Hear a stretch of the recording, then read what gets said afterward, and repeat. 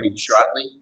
Right now, with us is Councillor Curley from Western Mass, and I'm going to read a letter from the governor dated July 22nd, 2020.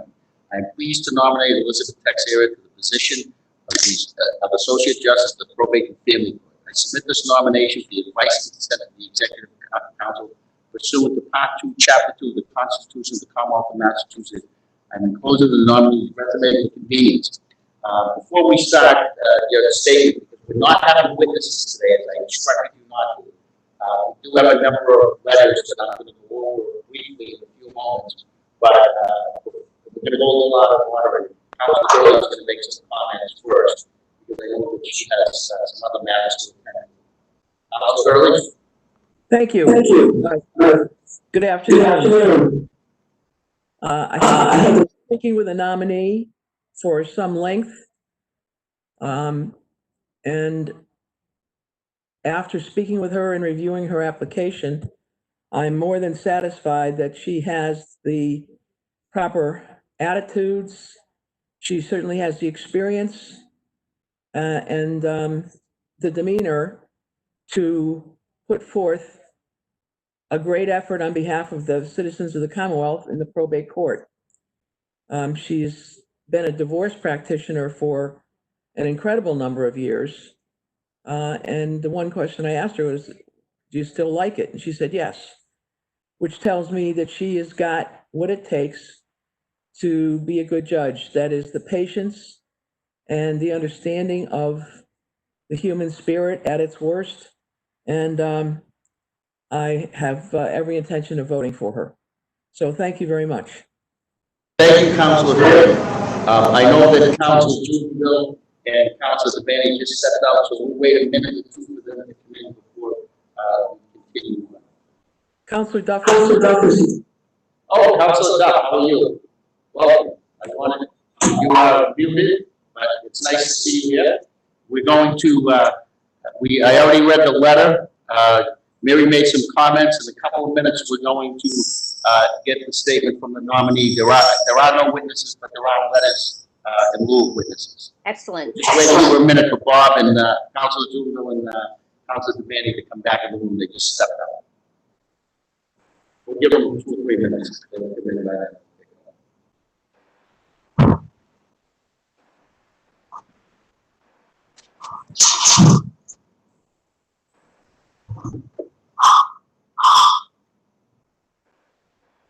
We're live streaming on YouTube. I don't know if you're aware of that. You know that? Yeah. The microphone? Yeah. I got to get closer. Down. All right, you can say it. I'm having trouble with the electronics in here.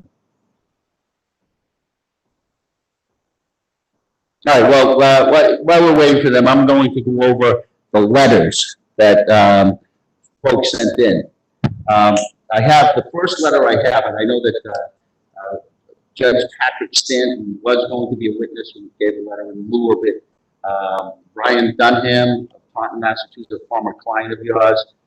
Nancy Sylvia, an attorney from Raynham, Massachusetts.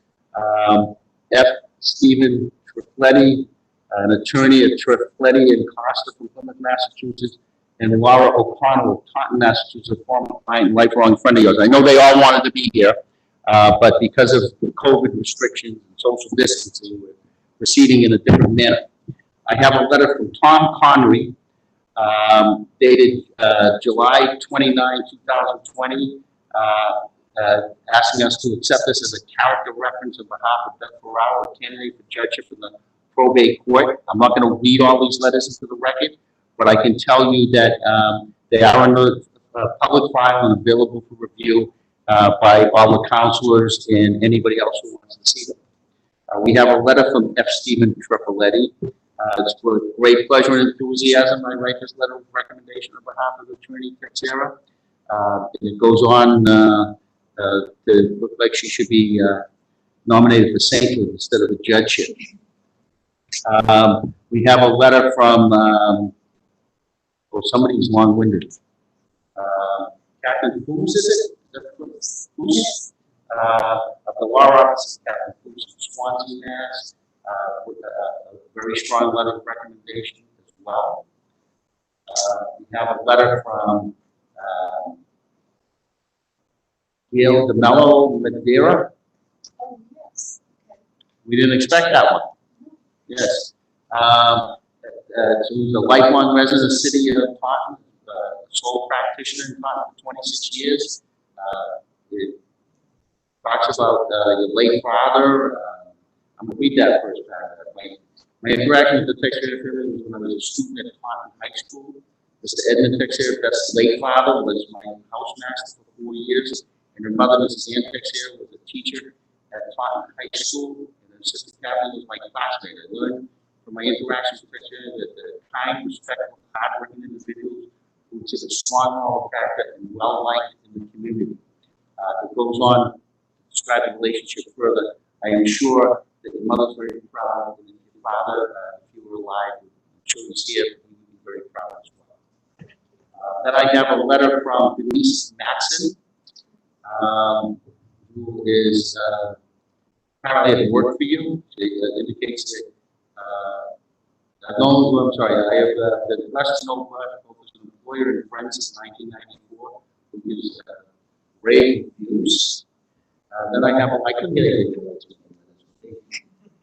No. Then I have a letter from Justice Stanton, Associate Justice of the Probate and Family Court, who you've appeared in front of a number of times, who indicates that you're an outstanding practitioner. I have a letter dated July 26, 2020 from Laura O'Connell of Taunton, Massachusetts, who says she's known you for 55 years and goes on to talk about her history with you and your character in very glowing terms. I have a letter from Brian Duncan. Read the first paragraph of that. He's a detective with the Taunton Police Department. Is that correct? Yes. My name is Brian Dunham, and I am writing in regards to the nomination of Elizabeth Teixeira as a candidate for appointment to the Massachusetts Probate and Family Court Judgeship. The nomination of Beth to this position could not be more well deserved, and selection will only further the court's mission of providing equal access to a fair and equitable and efficient forum, and to assist and protect all individuals, families, and children in an impartial and respectful manner. And he goes on in more as well. And then I have a letter from Nancy Burke Sylvia, who is a colleague of yours. She says she's known you over 30 years, and once again described you in glowing terms. All of these letters are in the file. They're available to all councils in the public. They're copied, and then they're made part of the record. And they are witnesses because of the COVID pandemic. We do like witnesses, but given the circumstances, we're trying to act in as safe manner as possible. That said, we would like to hear you say. Yes. Where is the witness? There were no. I've instructed her not to bring any witnesses because of the COVID pandemic, as I just said. But she's allowed to bring 3 people of her family. That's Where right. does the pandemic come in there? Point of information taken. Could we get a statement, please? Good morning. I would like to thank each of you on the Governor's Council for giving me this opportunity. I would like to thank you for taking time out of your busy schedules to discuss my qualifications. I would especially like to thank my host councilor, Terrence Kennedy, for his graciousness throughout this process. Your kindness and professionalism are very much appreciated. I would like to thank Governor Baker, Lieutenant Governor Polito, Attorney Ross, the Governor's Chief Legal Counsel, and Lauren Green Petrino, Director of the JNC, for taking the time to consider me for this awesome responsibility. Could you speak up a little bit? Oh, sorry.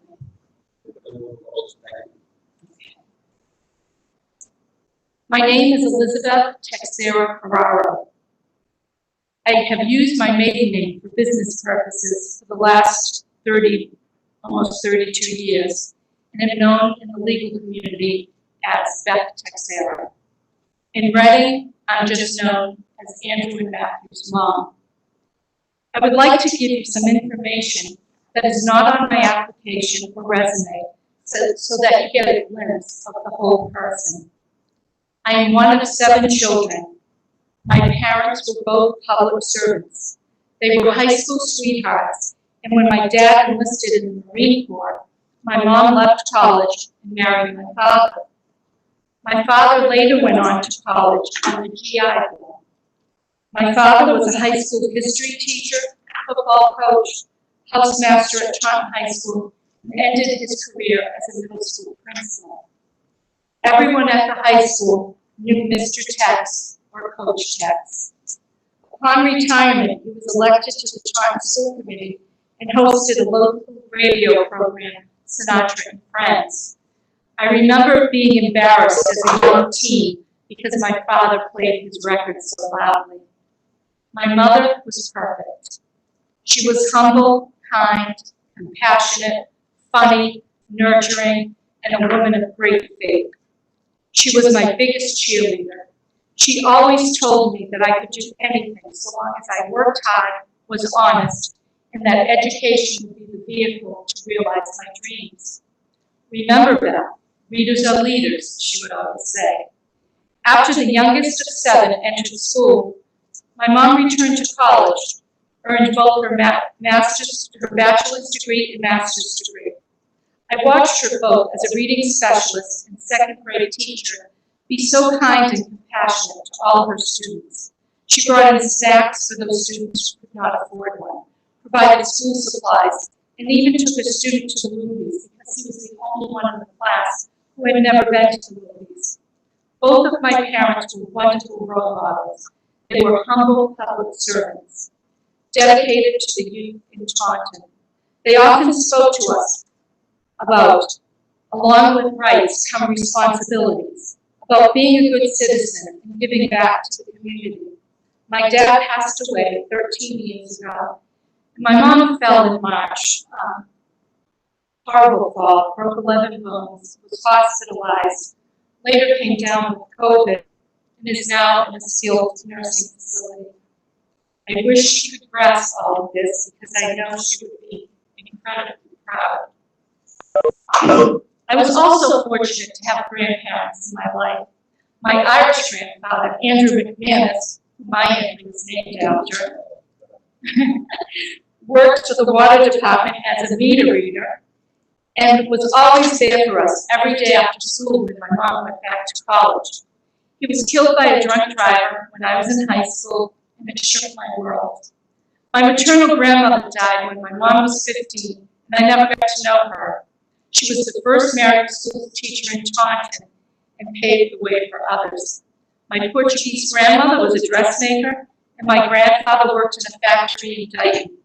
Everyone at my first job knew not to schedule anything at noon on a Wednesday because that time was for lunch with my abuela. I'm the product of public education.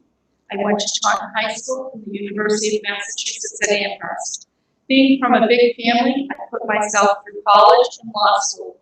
At UMass, I studied political science and Portuguese. I fell in love with the language and the culture, and I ended up studying at the University of Massachusetts in Worcester. I earned my law degree while working full-time. During my sophomore year in college, I met a handsome young man named Joe Ferraro at a fraternity party. We dated for 10 years, married in 1989, and have been together since. I am blessed to have 2 wonderful sons, Andrew and Matthew. Like my parents, I have impressed upon them that education would be the vehicle for them to realize their dreams. Andrew is a financial analyst, and Matthew is studying to be a teacher. I have volunteered on many boards and have always been active in each of my communities, both in Taunton and in Reading. During my career, I have represented men. I have represented women. I have represented grandparents. I have represented children. I have represented those with addiction issues. I have represented those with mental health issues. I have represented the indigent. I have represented business owners. I have served as both a guardian ad litem and an attorney. Throughout my career, I have helped many, but I am most proud of my commitment to doing pro bono work. It is a big part of who I am. I always wanted to be in a profession where I could help people. I have done that. I believe that my work experience, my life experience, my open-mindedness, my work ethic, and more importantly, my sincere belief that every person who crosses my path should be treated with compassion, dignity, and respect. I believe that these qualities make me qualified to be an Associate Justice of the Probate and Family Court. And I'm happy to answer any questions you have for me. Great. Before we proceed with questions, I just want to introduce our council, my father, the leader of the council, Mr. Brian Noah.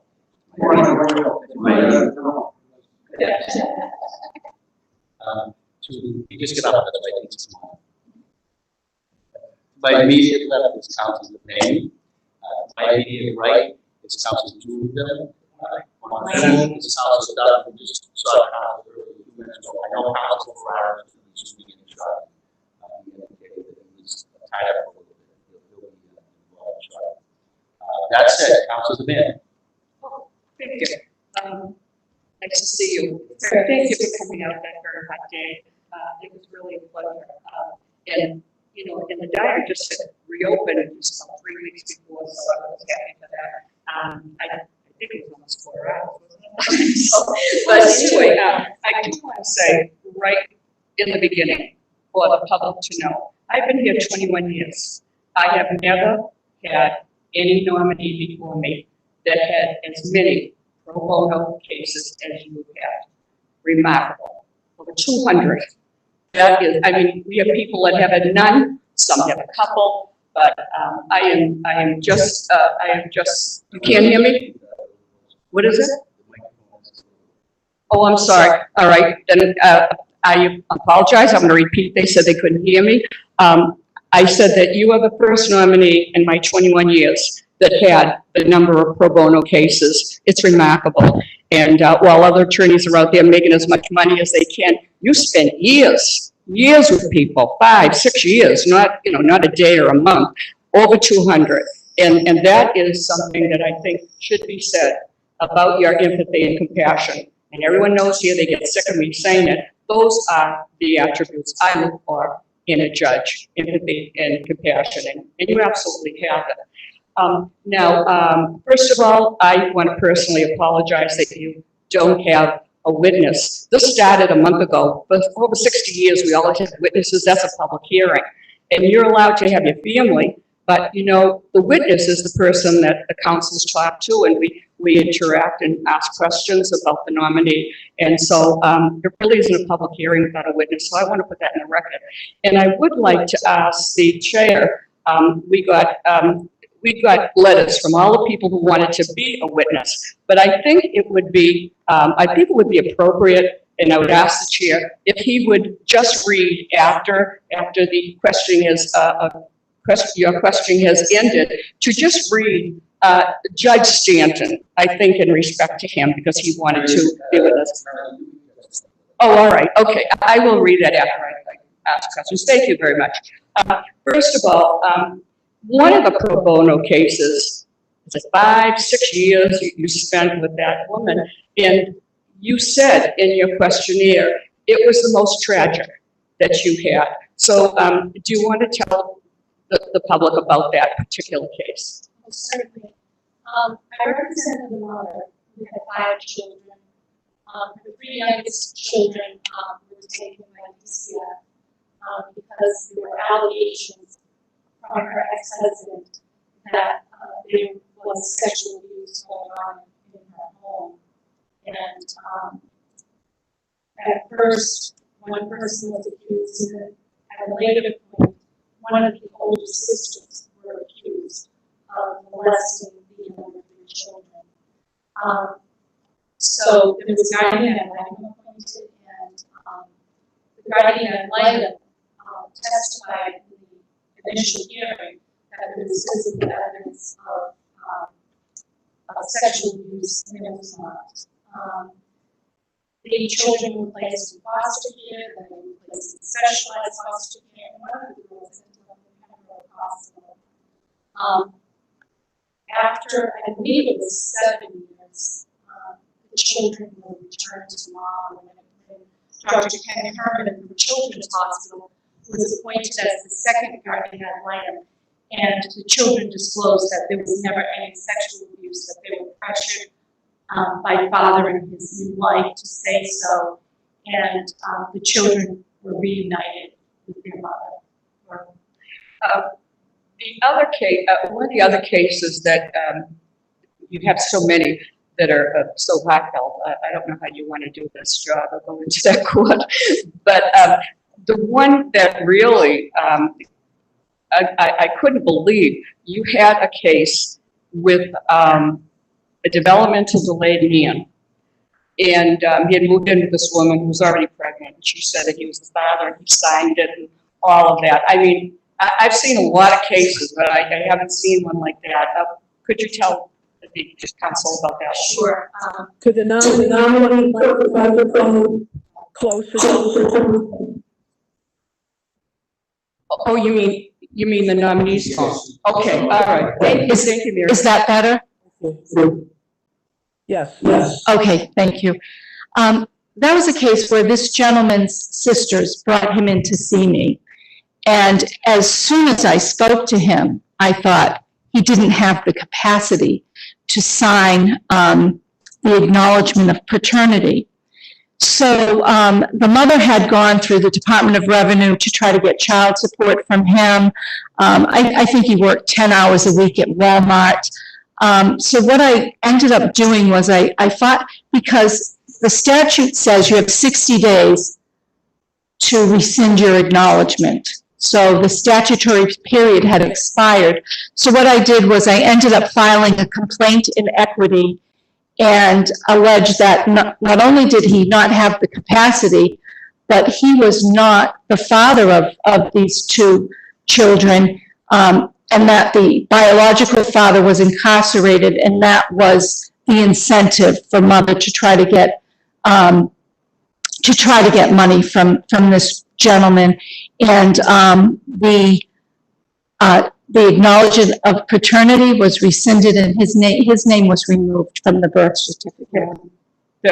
And was that a pro bono case too? Oh, yes, it was. That was another pro bono. How many years were you involved in the first case that I brought up? I believe it was 7 years. 7 years. And this one, how long? This was a little under 2 years. You know what, and I mean this, I mean, and I don't, I usually have a poker face, but I'll tell you, I am so impressed, because I haven't seen that. I haven't seen people years involved in pro bono to help people who don't have the financial means, and you reached out to them. It is remarkable. Now, I've always said, the thing that bothers me about the J&C questionnaire, and you answer all the questions quite nicely, is that you can't put all of the case in, and I don't know, as they say, the rest of the story. So you have one here, and it's about complaints for modification and contempt, and it ended in December 2018, and it was a divorce case. And it ended up that you said one complaint for modification was tried, and it doesn't say, how did it end? How was that resolved? It was resolved that the judgment was that father retained custody of his daughter.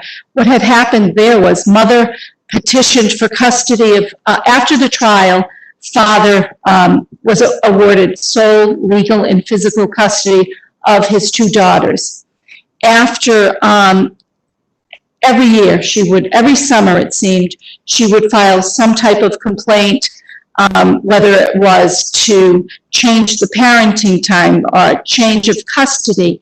And so it was odd, because she only asked for custody of the older daughter. And then midway through, then she decided, well, I'm going to ask for custody of the younger one too. I tried the case, and father retained custody of his two 2 daughters. Do you see, in past years, maybe it's changed a little bit or now, that the judgment has always seemed to go more with the mother than the father? You've seen that? Oh, I think in my early years of practice, it was almost a standard that, you know, fathers would get 1 dinner visit a week and every other weekend, and that was it. I think the probate court is evolving to realize that both parents should have access to the children. And my philosophy is when divorcing parents walk into the courtroom, they're on equal footing. Unless I would hear evidence that would make me go one way or the other, whether it's physical abuse or substance abuse or some other thing. But, you know, along the way, as practitioners, we've become incredibly creative in developing parenting plans where it's more equal.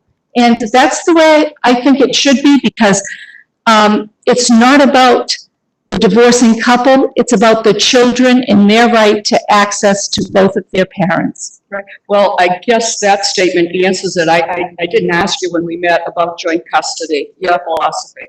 My philosophy is that well, on legal custody, there's a presumption that married parents, it's in the best interests of the children to have shared legal custody. On physical custody, which I think we should get rid of that word, and in a lot of my agreements, we don't mention physical custody. We only refer to a parenting plan because I think it's often offensive to one parent or the other. So we try not to use that language, but parents come in on equal footing, and they should both have shared access to their children. And more importantly, their children should have the right to see both parents. Well, now that you answered that question, I'm going to tell you, I'm a member of Women in Leadership for Joint Custody. And we now have members outside of the country, hundreds. Now, I have this only Councillor Iannella was on the council at the time. And so this is nothing that the other councils would know. But we had someone that was appointed to the probate court and picked up the Globe one day, and I read about a judgment she made. And it was a woman who wanted to move to Oregon, across the country, with 3 toddlers. And she didn't have a job waiting or a family waiting or a friend waiting. And in investigating, I found out that the father was a very loving father. He lived very close to them. He used to see them often during the week. And he even would come the night before Christmas, so he would be there when they got up after Santa came. And so she allowed the father visiting rights 6 to 7 on the internet. And so, given that, I know that you have had a case, and I want you to talk about, removal. And, what criteria would you use to allow a parent to remove the child and go anywhere, another state, across the country, or wherever? Well, the standard has to be extremely high, and it should be rare that a parent is allowed to leave the Commonwealth with their child, because you are depriving the children of a right to a real relationship with the other parent. The litmus test was set forth in the Giannis case, and that was what we call the real advantage test. And the real advantage test is 2-pronged. First, you look at, is the motive sincere? Is there a sincere reason why the removing parent wants to leave the Commonwealth? Does he or she have a great job opportunity and family out in the other state or other country? With Giannis, it was a different country. And then you look at what's in the best interest of the children. Now, in that case, mother had physical custody prior to petitioning for removal. In cases where parents share physical custody, you just look at the best interest of the children, and that was the Mason-Coleman case. But now there's been another case, the Miller case, that says if there's no order, or if the order, you're not sure what it is because you don't specify who has physical custody, then there has to be a functional analysis of what they have actually been doing to figure out which standard you're going to apply, whether it's whether it is the real advantage standard or the best interest standard. And I believe the Chief Justice made a commentary in the Miller case saying that he thinks every case should balance the real advantage and best interest of the children. Was there one case that that comes to mind, if I can remember? I mean, people have to know this is what she's coming with. We have to look into. But there was a man that you represented, and you won, and he was able to take the child. So just to reinforce your philosophy, yes. Could you tell us about that? Yes, I advocated for him, and the circumstances in that case were quite different because the family had planned to move to Virginia, and the family agreed that Dad would go down with I think he was 12-year-old boy first. Mom would stay with the little girl that was in kindergarten, and she'd finish out the year here because she had a dance recital coming up that she was excited about. So Dad took the older boy down to Virginia, enrolled him in school, got him involved in activities, baseball, other things. And then, out of the blue, Mother files an emergency motion. She filed for divorce and an emergency motion for custody, and there was an order for him to return. And I said, you have to come back right away. There's a court order, you need to obey it. But, so he was ordered to return the child to Mother, and when he got back, Mother's down the Cape, and unfortunately, she had a abuse issue with alcohol, and a week went by. She never got the children. And so, then the judge said, well, what was the emergency? And so I showed that this was the plan. This guy had an incredible job down in Virginia. I mean, he was managing all kinds of insurance companies. And so we didn't try the case, but boy, was it long. It lasted a while. And we ended up coming up with a very creative parenting plan for Mother, and so she had access to the children every month. Fortunately, these people had enough money, to be flying back and forth and that type of thing. And that couple ended up reconciling. Mother went to a program, as well, and Father had another job opportunity to come back to Massachusetts, and they ended up reconciling. Well, I always say we councils don't have a crystal ball, and we don't know, when we appoint someone, how they're going to act. And, just your experience tells us already, your philosophy and how you feel about justice. Now, I'm very concerned about child abuse. And I know there's a lot of child abuse out there that we can't know that's happening in the home, only if it's reported. How much of that have you seen in your, in all of your cases? I will tell you, I've seen a lot of it. More than I would have liked to see. My very first case as a guardian ad litem was a case for termination of parental rights, and I represented two little girls who had been raped because their mother was a drug addict, and there were all kinds of people just coming in and out of the house, and it was, that was another tragic case. It was very sad. You know, a lot of times, the abuse, when there's physical abuse, there's usually a substance abuse issue, at least in my experience that I've seen. I'm especially concerned about this, and I mentioned it to the Lieutenant Governor, and she has given out a number on TV to call for, you know, for any abuse, you know, domestic or child abuse. And my big concern is how the pandemic is affecting this.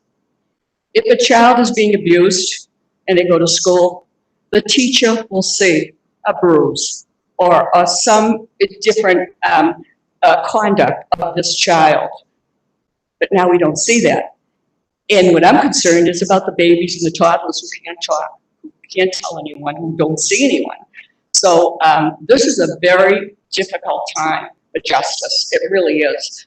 And what concerns me is, and I see it so often in all of the cases I've seen through the years, that you have women who have some, you know, some criminal boyfriend on drugs or whatever, and they're abusing sexually and even ended up killing their child, and they will stand by their man. It just is, it's just incredible. Now, I'm not going to go through all your cases. You can, it's amazing. But just tell us about the one that the mother had a boyfriend. He had substance abuse and everything else. And I like the result of that. You want to talk about that, the parenting plan and all of that. I think it was you were representing the father, and it was it Christopher Mitchell? Was that the one? Oh, yes, yes, Okay. yes, okay. That was I represented him on the initial divorce. This was a modification. Mother had, she had a boyfriend. Number one, the first boyfriend was selling drugs in the home. So we had filed a modification, gone back to court on that, resolved that issue. She ended up leaving him. And then she became involved with another gentleman who overdosed on fentanyl, was in a horrible car accident, paralyzed someone. He was revived when he overdosed, and you know, he had just had enough. You know, his girls were exposed to this, and it was just poor decision making on Mom's part. And you know, the sad thing is she's a very good mother. She is involved in their activities. They're clean when they go to school. She does their homework with them. It's just a poor choice in men. And we ended up, unfortunately, you know, two of the girls are teenagers. They want to live with Mom. They didn't want to live with Dad. So there were restrictions put in place. And this particular gentleman ended up being incarcerated, but you know, no drugs or alcohol in the home, those types of things. But those are hard to enforce unless someone tells us that someone's violating that provision of a judgment. Again, tell us again how long you've been a lawyer. Practicing. I believe it's 32 years now. 32 years. You don't look it. Oh, thank you. 32 years. And so tell us, what is the percentage of judges that will, that have approved your, you know, when you come before them and you win the case because they agree that the child should be removed? How many, what's the percentage of removal cases have you won? Oh, only one. Yeah. Only one. And Difficult, huh? very difficult. I have defended removal cases, and I have lost a removal case. Right. Well, I like your writings, okay? And on that one, that was another, so would you say, what's your percentage representing men and women? I'd say it's equal. It's equal. Mhm. That's what I saw. Now tell me about in the writings that you presented, and the wife was an alcoholic, Mhm. and no matter what he tried to help her, the husband, it was to no avail. And do you want to tell us about that case? Yes, that was the case I just spoke of on the removal case where he had the great job offer in Virginia. The family had planned to move down, and then suddenly she became active in her alcoholism again. And, but I think that the removal and not being able to see her children as much finally got her to go into a more intensive program. And happy to say that, she had been alcohol free, and that's the case where the parties reconciled after divorce. And I don't know how you have time for your church and community involvement, but it's wonderful. You want to say anything about that involvement that you find time? I love my involvement at my church. If you said to me, you have to give every activity up except for one, teaching confirmation would be the one activity that I would not give up. I love it. I enjoy working with teenagers. Both of my boys were in my confirmation class. During Matthew's year, I had 23 boys in my class. But, I want them to see, to be good people, to have some type of faith, to care about others that are less fortunate than they are. Every year, my class volunteers at Special Olympics bowling, and now I have a new tradition where we make, we made 80 bag lunches last year. The kids and I took the train into Boston. We went to the Common, and we handed out lunches to the homeless. And when we were getting off the train, I believe I spoke to Councillor Duff about this. There was a gentleman sitting on the ground, and he obviously had the daylights kicked out of him the night before. And I just leaned over and said, "Would you like a lunch?" And he said, "Yes." And the kids were all, gee, but I want them to see how fortunate they are and realize how fortunate they are and the need to help those who are less fortunate. That's great. I think the word is shocked that you were rejected. When you went before the JNC, they approved you 3 years ago. Yes. And the governor rejected you. Well, he Do you didn't. want to tell us about that? He didn't interview me, so I don't look at it as he rejected me. And Indirectly, I guess so.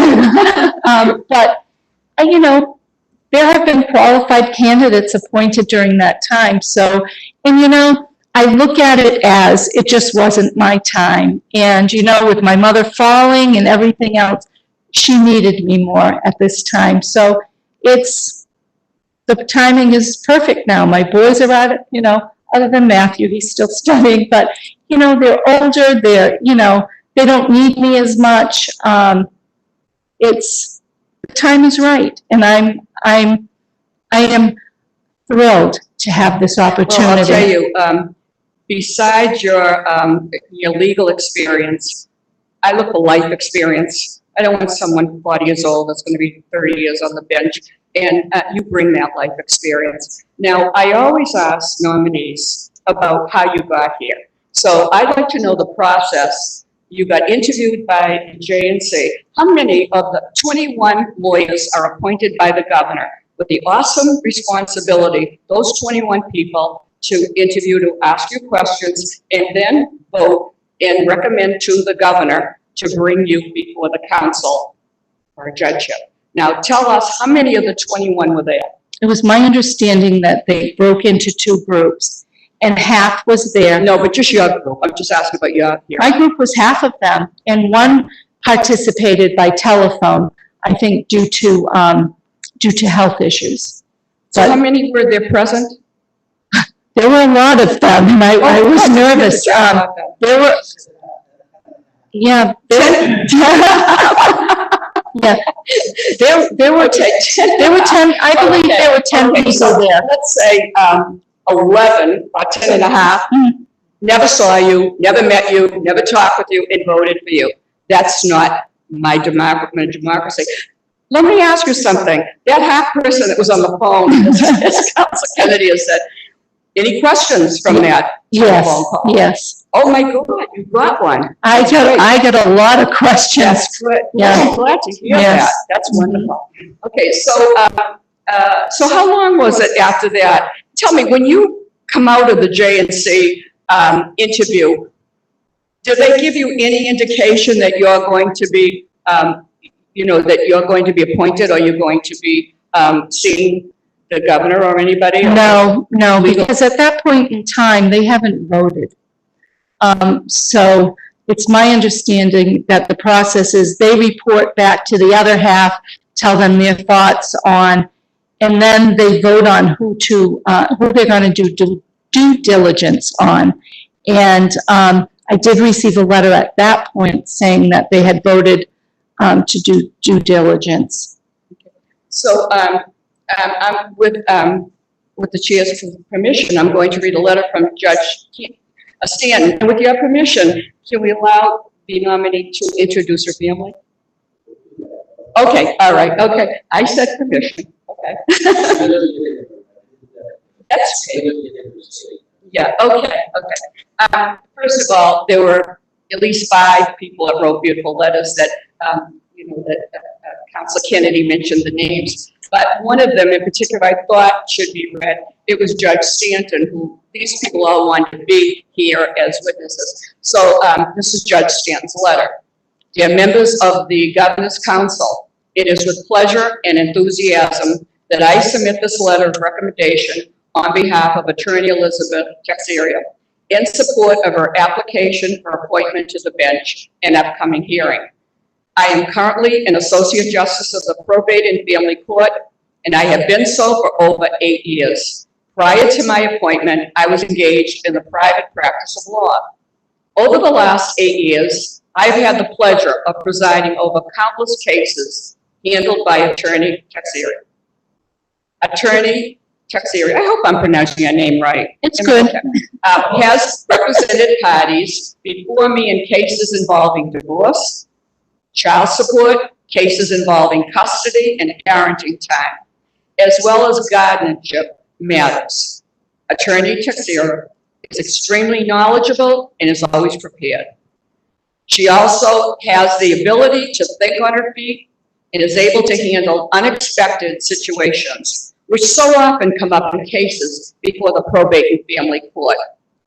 She is professional and civil at all times. I have witnessed her civility and compassion on countless occasions. Her professionalism extends not only to the court, but to all court employees, as well as fellow members of the bar, her clients, and even to opposing pro se parties.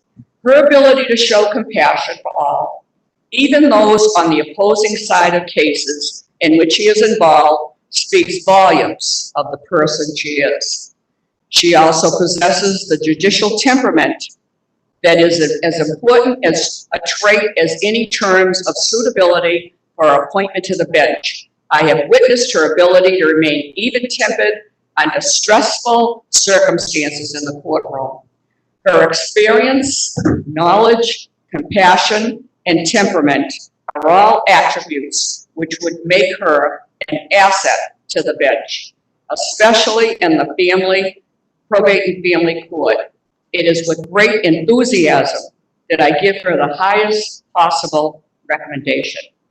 Thank you kindly for your attention to my remarks and for the truly important work you do.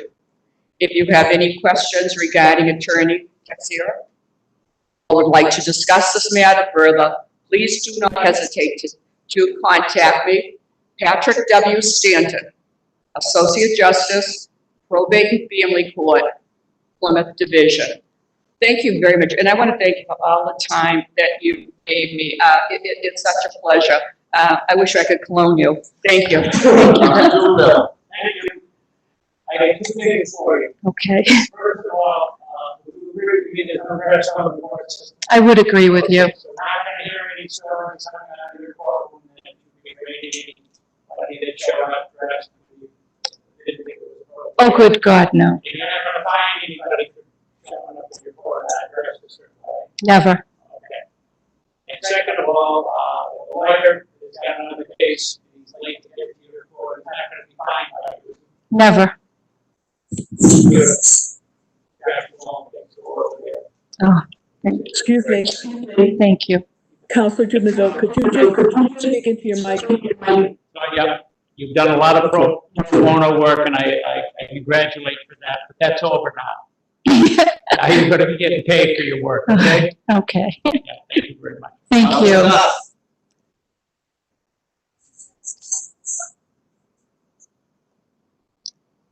It is not, you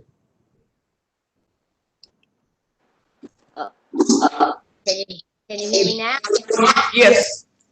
It's like this television ad. It's terrific to see you. Thank you for your application.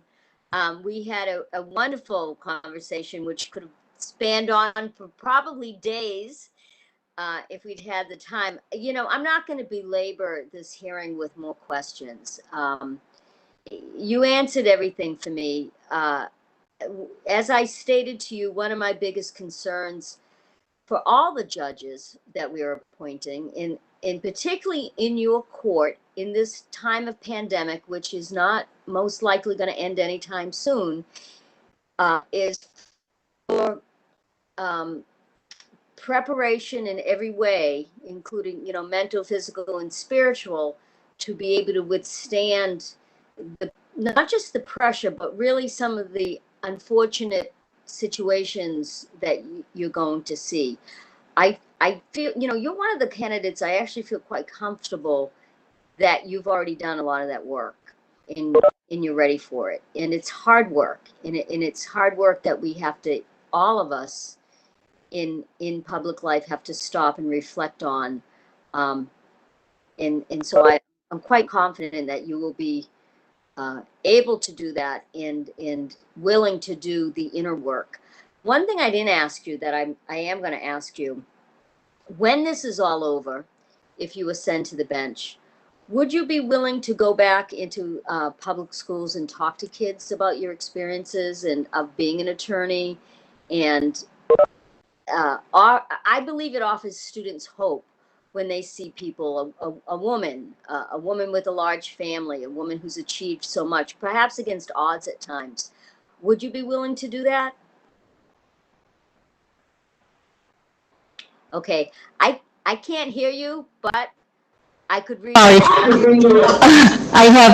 I would be more than willing to do that, and I have done that over the years in Taunton through the Chamber of Commerce. They have a school to work program, and where people from different jobs go in and talk to the students about what they do and how they got to where they are. Yeah, thank you. Terrific. Mr. Chairman, I have no further questions. Thank you. Council Ferrara. Where is he? He's on. Council Ferrara. Oh, he's remote. Chair, can you hear me now? We can hear you.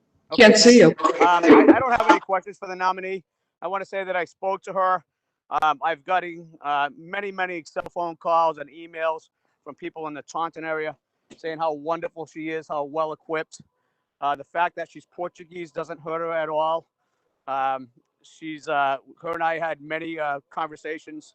I think she's going to be a wonderful addition to the probate court, be fair and consistent, and be a great addition.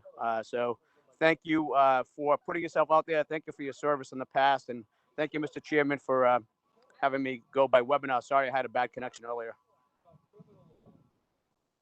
Ferrara. Dean Iannella. Thank you very much. We had a lovely conversation. I was so impressed with you on the phone. I just have one question. I was going to ask you no questions. You answered all my questions. But we heard the term today, joint custody, joint physical custody, joint legal custody. I think for the average person, they think of the word joint, like joint tenancy, joint bank account. They think it's 50-50. We hear that terminology. It could be 90% to 10%. So I personally don't like that phrase, joint legal or joint physical. Do you agree with me? The joint legal or joint physical does not mean anywhere near. It could, but it does not necessarily mean 50-50. I agree with you. And I don't particularly care for the terminology either. And in many of my divorce agreements, we don't use that language. We'll say shared legal custody. And then we don't mention physical custody. We just say the parties will adhere to the following parenting plan. And then that way, I mean, it's less offensive if people aren't hung up on. And unfortunately, I think women are more hung up on who has physical custody. You know what? People should worry about what type of parenting plan they're going to have and how well their children will adjust to it. No, I agree. And I personally don't even like the term shared custody because, again, it gives the connotation of 50-50. I just like it. Here's the parenting plan. Mm-hmm. But either way, you were great. I think you're a remarkable person. Your kids, I mean, they must be so proud of you today. I hope so. I just want to say one other thing. I did speak, just for the other councils, I did speak with Chief Justice Casey, by the way. He picked you up fantastic. And he was great to take time out of his busy schedule to talk to me. Because there was an issue that I brought up a couple of weeks ago when Judge Anderson was before us. We talked about conciliations and he had a witness there. But for the other members of the council, I know Councilor Juvenile was concerned about maybe some of the others were or not. They do have that program at the probate court, and it is successful. However, Judge Casey, this is the impression that I got from him. It's almost like they're very effective. Maybe Anderson's witness said 70% of the time, and I think we talked about it as well. They're effective when you're almost at the goal line. There's very few issues left. Juvenile asked the witness, why do we have attorneys? If we have conciliations, all these people come before the probate court, they wouldn't need attorneys to save a lot of money. But Judge Casey was very good how he explained it to me, that it was basically, I don't want to say the goal line, but close to the goal line, and the conciliator can resolve the issue. But again, you were great on the phone. You seemed like to be so compassionate too. And when your name comes before the council at the next meeting, enthusiastically in your corner. Thank you very much. Thank you very much. Okay. The only thing I'm going to say is that, well, first of all, we spent a lot of time together talking on the phone over the last couple of weeks of nomination, and an absolute home run. Nothing to talk about. You're going to be, I think, probably the best candidate we've had for the probate board, maybe ever, since I've been on the council. And I think that I think you know how to count. Where'd you go to high school? Went to Taunton High School. Yeah, Taunton, they trust you how to count. They did. But I think if you're counting here today, I think there's a very strong likelihood that when we meet the next time that we're going to get approved. Certainly. Thank you very much. Thank you for your time. Thank you so much. Thank you. Thank you.